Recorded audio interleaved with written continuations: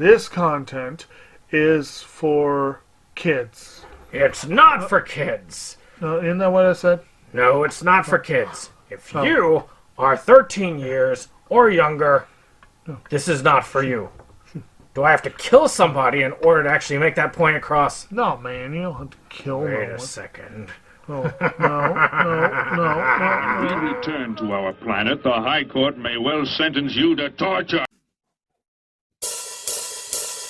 He likes movies, we like movies. SeptumSin versus the world. SeptumSin versus the world. SeptumSin versus the world. SeptumSin versus the world. I'd buy that for $1. Greetings! You're watching SeptumSin vs. the World. I'm SeptumSin. Today, I'm going to talk to you about Anhedenia Film's animated trilogy. We have 1985, 1986. We have the second feature, Insect, and the third feature, Cool Summer. We are celebrating Cool Summer's release on DVD and its upcoming physical availability through SRS, link down below.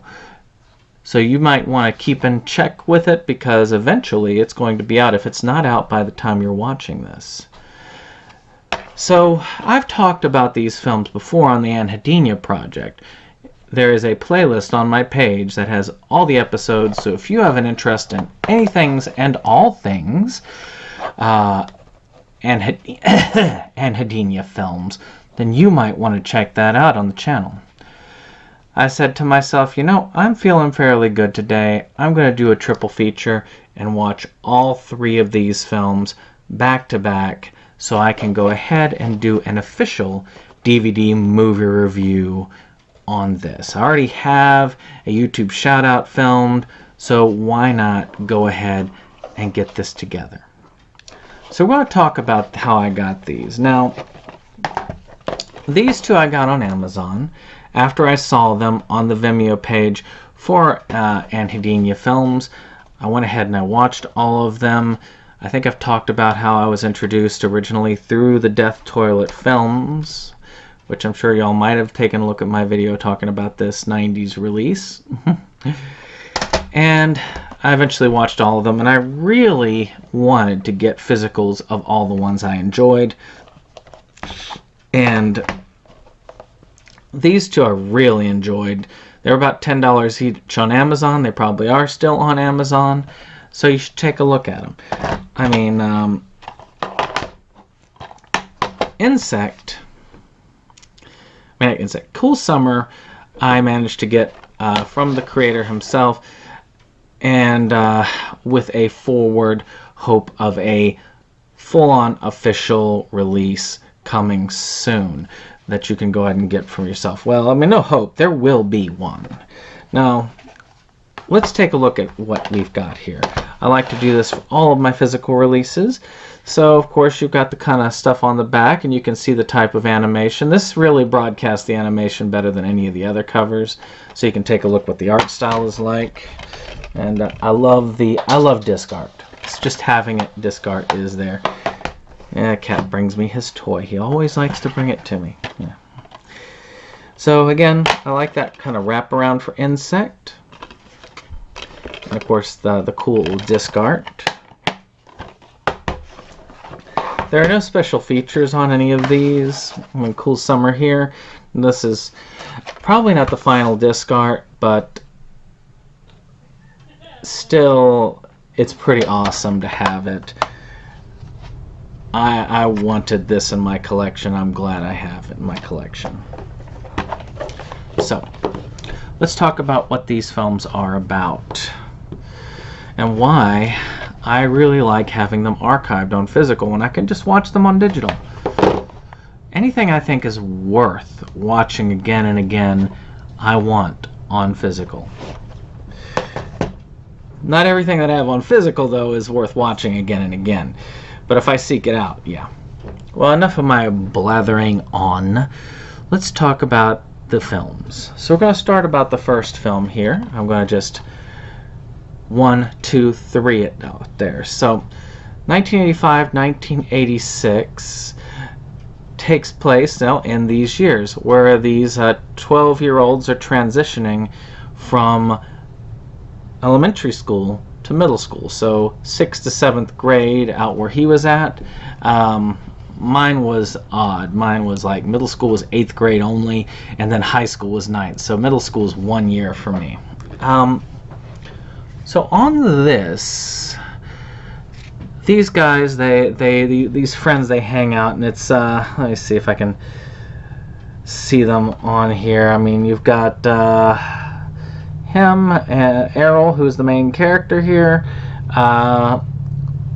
And of course, you've got his two major friends, him and him here, that go about their business transitioning. They transition with friend groups and personality as they go from being elementary school kids to middle school kids, which then you start transitioning from there to adulthood.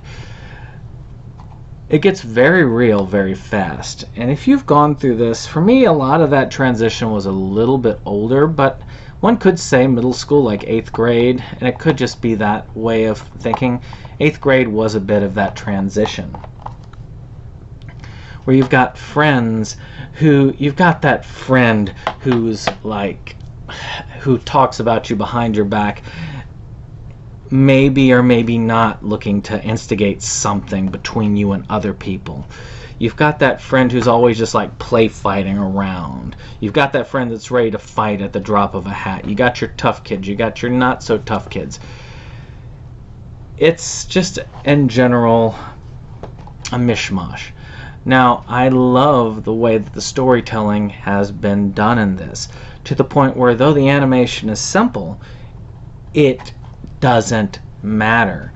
You're going through this and you're just enjoying the film for what it is.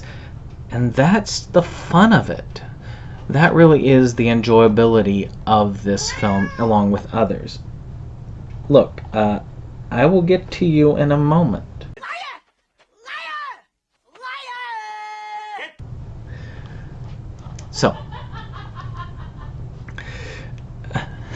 So, we also have, I mean, the animation itself, again, it could be a drawback for people, but I like to let people know what they're getting into.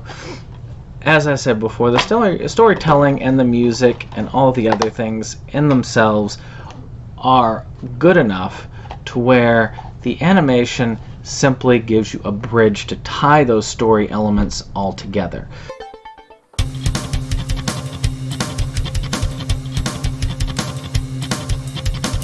Everything is different, going another way. I'm not sure what I'm gonna be, got no choice of what I'm becoming. I'm not sure what I'm gonna be, got no choice, I'm becoming a JD.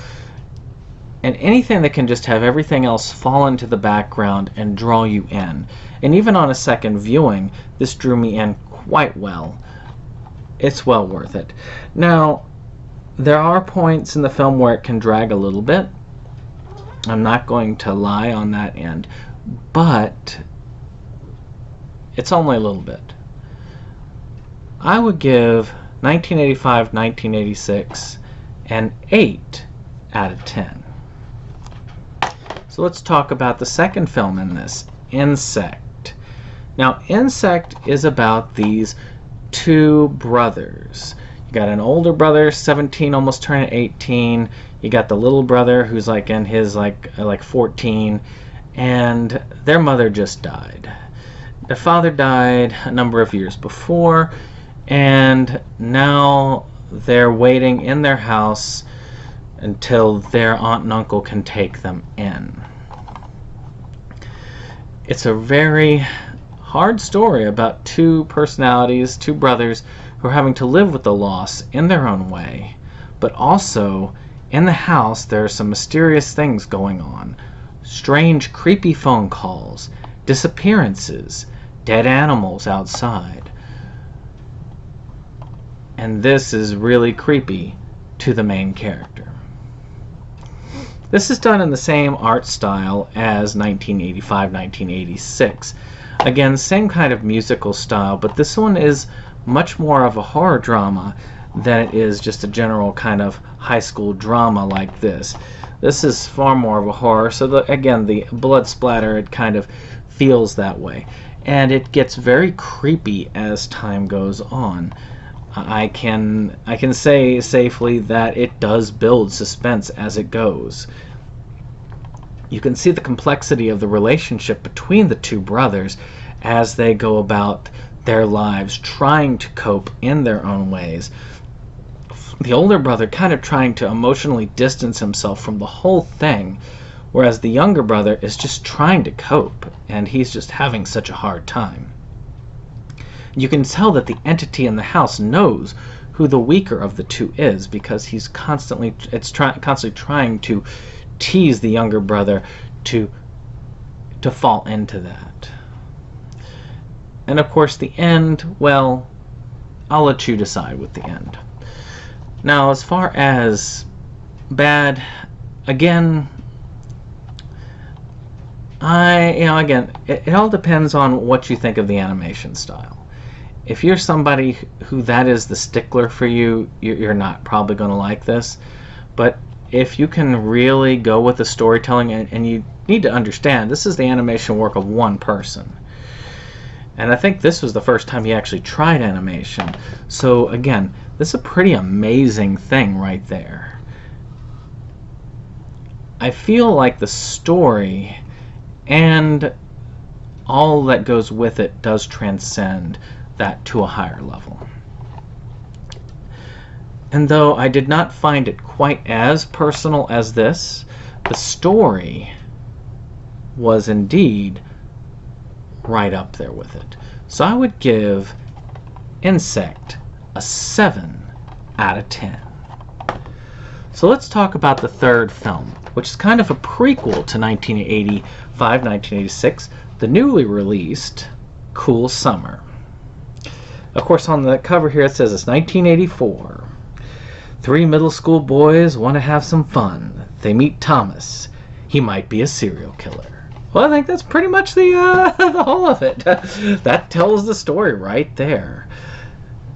It takes place in the summer before they transition into middle school, and they want to do something with their lives. They want to be cool before they make this transition. They want to do one last blowout. They don't want every summer to be the same. I grew up in a small town. There really wasn't much to do, and when I was that age, you were reliant on people to take you everywhere. And to get anywhere, you had to travel at least an hour, usually more. So it's a little bit harder for me to get the whole deal. But I can definitely understand. You've got that if you're sitting here in this like suburban neighborhood and everything is just everything cool is just so close, but you just can't quite touch it. It could be frustrating, especially for 12-year-olds who are trying to like act a lot bigger than they really are. So to me, the story is quite fun. I just finished rewatching this one today, and having this serial killer that's been reported out there, and these kids thinking about this, and then prioritizing what it would be like to have a cool, awesome tale to tell everybody when they get to school versus the potential of their safety. That's sadly something I can see. I could see that with friends of mine growing up. Like, well, look at the awesome things we could say about what we did. Yeah, he might be a serial killer. He might chop us up, but I'm sure nothing's going to happen to us. Because it's us. We're not them, those people that died. And you're left guessing the whole time. This time I wasn't left guessing as much as when I watched the first time, because when I did see it the first time around, I kept wondering, when is the other shoe gonna drop? And as I get along, I feel like I understand the character of Thomas a little bit more, or at least his motives a little bit more now. than I did when I first watched it, because I was just thinking serial killer, he's going to kill them, or they're going to almost, well, he's not going to kill them because they make it to the other movie, but he's going to do something to them. And then, you just don't know. So I feel like this time the suspense isn't quite as present, but it's still there because you can see it. So like when you watch that horror movie the second time. But this thing has some major impact on the first time around. So if I was to say anything negative about this film, because to me I think it ups its game. I feel like this upped the animation game from this, and this upped the animation game again by incorporating more live action pictures. I liked how they used kind of the footage that need tracking, sort of like that VHS style footage that they intermixed in. The music was much more awesome. It's kind of a punk rock soundtrack to it. It just in general had a cooler feel to it. So the only weak part of this is that I do feel like it lacks the same punch the second time around, but it's still a really awesome kind of suspenseful horror drama with less emphasis on the drama. So I would probably give Cool Summer an 8 out of 10. Probably a lower one than I would have given this, but definitely at a higher level than I thought of Insect. So let's talk about it all as a whole. The trilogy as a whole, I would definitely give the trilogy a solid 8 out of 10. These are excellent films. You out there need to check them out. Unless you are very, very superficial. And if you're superficial, I'm surprised you're watching my channel. You need to be watching these like million subscriber people, because they got all the glitz and the glamour. I'm sitting here trying to think, should I bother putting any type of video footage in this, which is still a maybe at this point. I love it when a plan comes together. So, you're probably not watching this. I think you guys, especially you subscribers of mine, you guys are that higher caliber. You know a good film when you see it. And I know you'll give this a try. Get used to disappointment. If you're not quite certain about getting it on physical, check it out on Vimeo. See what you think. It doesn't cost that much. $2 will get you a full subscription to all of Anhedenia's stuff. You can just check that. You can check all 3 of these out for like $2. So just check it out. What can you lose? A little bit of your life. Most of these films are about an hour and some change. So this has been SeptumSin. I hope you've enjoyed this. Of course, if you did like this, hit that like button, subscribe, and share. And biggest and bestest of all, we'll see you in the YouTube shoutout. Later.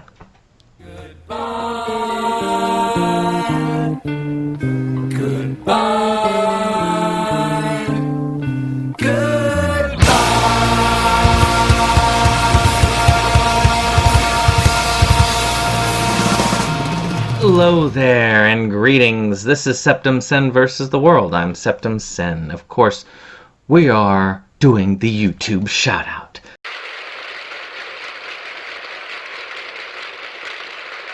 Today, we're going to talk about Triple Jump. Triple Jump is another... I don't know why I like these UK YouTubers for video games, but I seem to prefer them.